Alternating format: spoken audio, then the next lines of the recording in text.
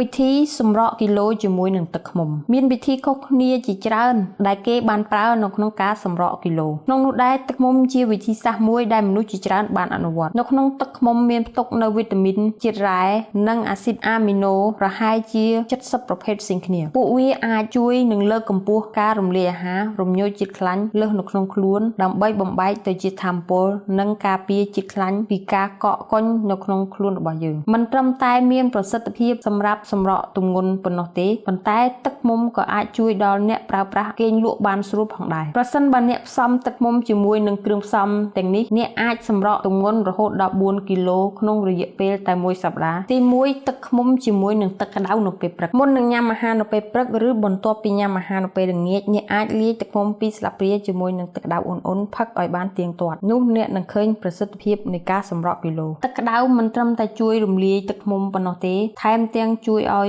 ប្រព័ន្ធរំលាយអាហាររបស់អ្នករំលាយអាហារបានល្អផងដែរក្នុងពេលជាមួយគ្នានោះវាក៏មានសមត្ថភាពក្នុងការការពារក្រពះមិនឲ្យធ្វើទុកនៅពេលផឹកទឹកឃ្មុំច្រើនទី2ទឹកឃ្មុំជាមួយនឹងទឹកក្រូចឆ្មានៅក្នុងទឹកឃ្មុំមានផ្ទុកអាមីណូអាស៊ីតដែលជួយជំរុញដល់ការបំបែកជាតិខ្លាញ់ទៅជាថាមពលពេលយកទឹកឃ្មុំផ្សំជាមួយនឹងទឹកក្រូចឆ្មាវានឹងជួយលើកកម្ពស់ការរំលាយអាហារនិងរារាំងការលើសខ្លាញ់វាមានប្រសិទ្ធភាពបំផុតក្នុងការផឹកទឹកក្រូចឆ្មានៅពេលព្រឹកវិធីនេះគឺជាវិធីសាមញ្ញណាស់ដែលអ្នកគ្រប់គ្នាគ្រាន់តែមានទឹកក្តៅមួយកែវប្រហែល100មីលីលីត្រចាក់ចូលជាមួយនឹងទឹកឃ្មុំ1ឬស្លាបព្រានិងទឹកក្រូចឆ្មា1ស្លាបព្រាកាហ្វេចូលរួចកូរឲ្យសព្វជាការស្រេចទី3ទឹកឃ្មុំនិងទឹកខ្ញីការបន្ថែមទឹកខ្ញីចូលទៅក្នុងទឹកឃ្មុំមួយពែងវាក៏អាចជួយឲ្យអ្នកសម្រក់ទម្ងន់បានដោយសុវត្ថិភាពថែមទាំងមានប្រសិទ្ធភាពទៀតផងវិធីធ្វើជាដំបូងត្រូវលាងខ្ញីឲ្យស្អាតរួចច្របាច់យកទឹកចាក់ទឹកខ្ញីចូលទៅក្នុងទឹកក្តៅមួយពែងបន្ទាប់មកបន្ថែមទឹកឃ្មុំ1ឬ2ស្លាបព្រាកូរឲ្យសព្វទឹកប្រភេទនេះល្អ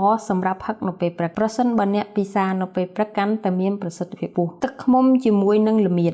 មានផ្ទុកនៅបរិមាណដ៏ច្រើននៃសារធាតុដែលអាចជួយបំបែកជាតិខ្លាញ់ដែលលើសឲ្យคล้ายទៅជាថាមពលភេសជ្ជៈប្រភេទនេះវាជួយកម្ចាត់ខ្លាញ់ជាពិសេសគឺខ្លាញ់ក្បាលពោះវិធីធ្វើទឹកឃ្មុំ1ស្លាបព្រាម្សៅល្មៀត2ស្លាបព្រាទឹក1កែវចំណុះ250មីលីលីត្រចាក់ទឹកក្តៅនិងទឹកឃ្មុំនិងម្សៅល្មៀតចូលគ្នាកូរឲ្យសព្វរួចជាស្រេចប្រសិនបើអ្នកចង់បានប្រសិទ្ធភាពខ្ពស់អ្នកអាចបន្ថែមទឹកក្រូចឆ្មា1ស្លាបព្រាកាហ្វេទៀតបានផងដែរ